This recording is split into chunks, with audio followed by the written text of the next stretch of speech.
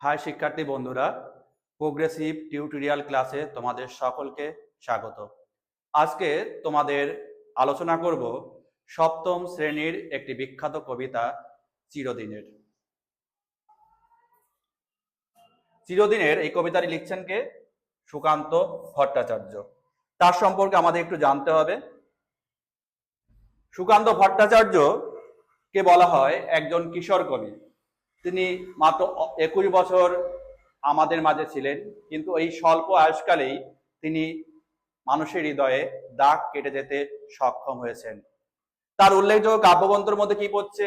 ছাড়পত্র, ঘুম নেই, পূর্বাভাস, স্বপ্ন দেখার অধিকার, খেলা হবে, হে মহাজীবন, ভোরের বই ইত্যাদি। তার কাব্যের একটা উল্লেখযোগ্য শৈলী হচ্ছে প্রতিবাদের ভাষা, শোষিত মানুষের প্রতি গভীর সহানুভূতি এবং সাম্যবাদী বিপ্লববাদী চেতনা প্রকাশ, সহজ ভাষা, শক্তিশালী ও সরল উপস্থাপনা। তার একটি বিখ্যাত কবিতার একটা উক্তি, ক্ষুধার রাজ্যে পৃথিবী গদ্যময়, পূর্ণিমার চাঁদ যেন ঝলসানো রুটি, স্বপ্ন ইচ্ছা কল্পনা সকলের থাকে, কিন্তু বাস্তবের মাটিতে দাঁড়িয়ে সেটা অসম্ভব হয়ে যায়। সুকান্ত ভট্টাচার্যের কবিতায় জীবনের কথা, মানুষের কথা, শোষিত মানুষের জীবন যন্ত্রণার চিত্র উঠে আসে। এবার আমরা কবিতার দিকে ফিরে যাই।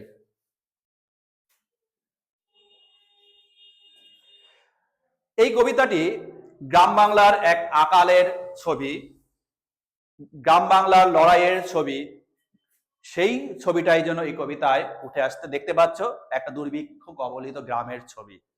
অসংখ্য মানুষ দুর্ভিক্ষে কবলে পড়ে মারা গেছে, কিন্তু স্বপ্ন তারা কিন্তু দেখেছে, আবার দুর্ভিক্ষ জীবন থেকে ফিরে এসে আবার নতুন ভাবে নিজেদেরকে মেলে দিয়েছে, আবার লড়াই সংগ্রামের মাধ্যমে নিজেকে নিজের পায়ে নিজে ভর দিয়ে উঠে দাঁড়িয়েছে।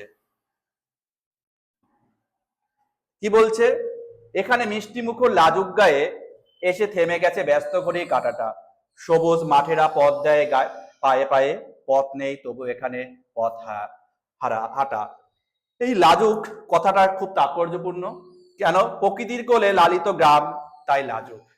গ্রাম বাংলার মতো নয়, গ্রাম বাংলা একটা লাজুক প্রকৃতির হয়, শহরের থেকে একটু ব্যতিক্রমী।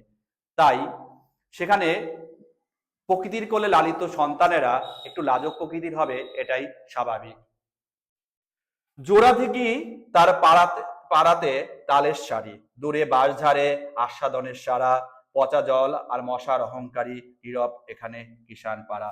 একটা পাড়া যেটা চঞ্চল ছিল, মানুষের পদধ্বনি শোনা যেত, সেই পাড়াটা বিভিন্ন কারণে, প্রাকৃতিক বিপর্যয়ের কারণে বা দুর্ভিক্ষের কারণে সেটা ক্রমশ থেমে যেতে চাইছিল।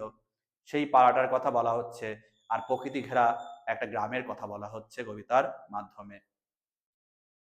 তারপরে দেখো, এখানে পাশে মজা নদী 12 মাস। মজা শব্দের অর্থ হচ্ছে যে নদীতে স্রোত খেলে না, একটা জায়গায় স্থির হয়ে দাঁড়িয়ে আছে। বর্ষায় আজ বিদ্রোহ বুঝি করে, কিন্তু বর্ষার পদধ্বনি শোনার সঙ্গে সঙ্গে সেই মজা নদীটাও আজকে কি হচ্ছে? স্রোতে স্রোতে ভরপুর হয়ে উঠছে, স্রোত নদীর তীরবর্তী পর্যন্ত খেলছে। গোয়ালে পাঠায় ইশারা সবুজ ঘাস, এ গ্রাম নতুন সবুজ ঘাগরা পড়ে। তাহলে যে এখানে ফসল ফলছিল না গাছে, গ্রামে কিন্তু সবুজ ঘাসও আস্তে আস্তে শেষ হয়ে যাচ্ছিল, নিঃশেষিত হয়ে যাচ্ছিল। এই বৃষ্টির পদধ্বনি শোনার সঙ্গে সঙ্গে সেই গ্রামে মাঠে কিন্তু সবুজ ঘাসেরা আবার দেখা মিলছে। তাই তাদের আবার গোয়ালঘরে নতুন ভাবে সমাবেশ দেখা যাচ্ছে। রাত্রি এখানে স্বাগত সান্ধ্য শাখে, কিষান ঘরে পাঠায় সে আল পথ, বুড়ো বটতলা পরস্পরকে ডাকে, সন্ধ্যা সেখানে জড়ো করে জনমত। তাহলে এই যে গ্রামটার মধ্যে যেটা রয়েছে একত্র থাকার মনোভাব, একতার শক্তি। তারা কি করে? যখন গরমকাল হয় বা সন্ধ্যার সময় তারা বটতলার কাছে সবাই জড়ো হয় এবং তারা পারস্পরিক আলোচনা করে কি করে তারা আরো লড়াই সংগ্রামের মাধ্যমে গ্রামটাকে আবার পুনর্জীবন করে তুলতে পারে।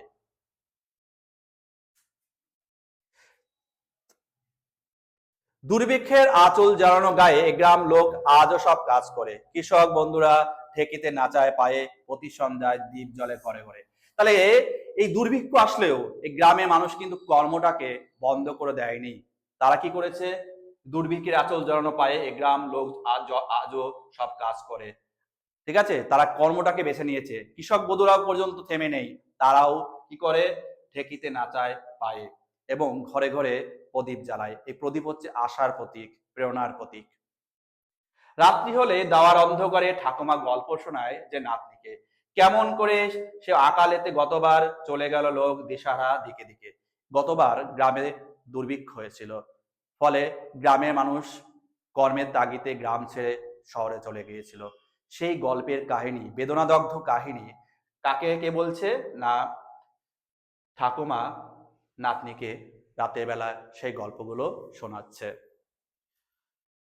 তারপরে বলছে দেখো এখানে, সকাল সেদিন পাখির গানে, কামার কুমোর তাঁতি তার কাজে জোটে, সারাটা দুপুর ক্ষেতের চাষির কানে একটানা আর বিচিত্র ধ্বনি ওঠে। তাহলে গ্রামের কৃষকেরা কিন্তু লড়াই করছে, ফসল বুনছে, নতুন ভাবে বাঁচার চেষ্টা করছে। শুধু তারা নয়, কুমোর তাঁতি তারাও কিন্তু নিজেদের কর্মটাকে বাঁচিয়ে রাখার চেষ্টা করেছে। অর্থাৎ কর্মই হচ্ছে শক্তি, কর্মই হচ্ছে প্রেরণা। হঠাৎ সেদিন জল আনবার পথে কৃষক বন্ধু সে থমকে তাকায় পাশে, ঘোমটা তুলে সে দেখে নেই কোনো মতে সবুজ ফসলের সুবর্ণ যুগ আসে। যে গ্রাম এক সময় আকাল দেখা গিয়েছিল, দুর্ভিক্ষ দেখা গিয়েছিল, মাঠে কোনো ফসল ছিল না, আজ সেই গ্রাম সকলের পরিশ্রমে সবুজ ফসলে ভরে উঠেছে। এই কবিতাটি আশার কবিতা। তাই কবি বলছেন, এই কবিতায় ফুটে উঠেছে গ্রামীণ জীবনের সংগ্রাম, আশা ও নবজাগরণের স্বপ্ন। এই স্বপ্ন বা প্রত্যয় আমাদের সকলের। খারাপ সময় আসতেই পারে, জটিল সময় আসতেই পারে, কিন্তু কর্মটাকে বাঁচিয়ে রাখতে হবে। কর্মই শক্তি, কর্মই প্রেরণা। কেমন লাগলো কবিতাটি অবশ্যই জানাবে। চ্যানেলটি অবশ্যই সাবস্ক্রাইব করবে। ধন্যবাদ, পাশে থেকো।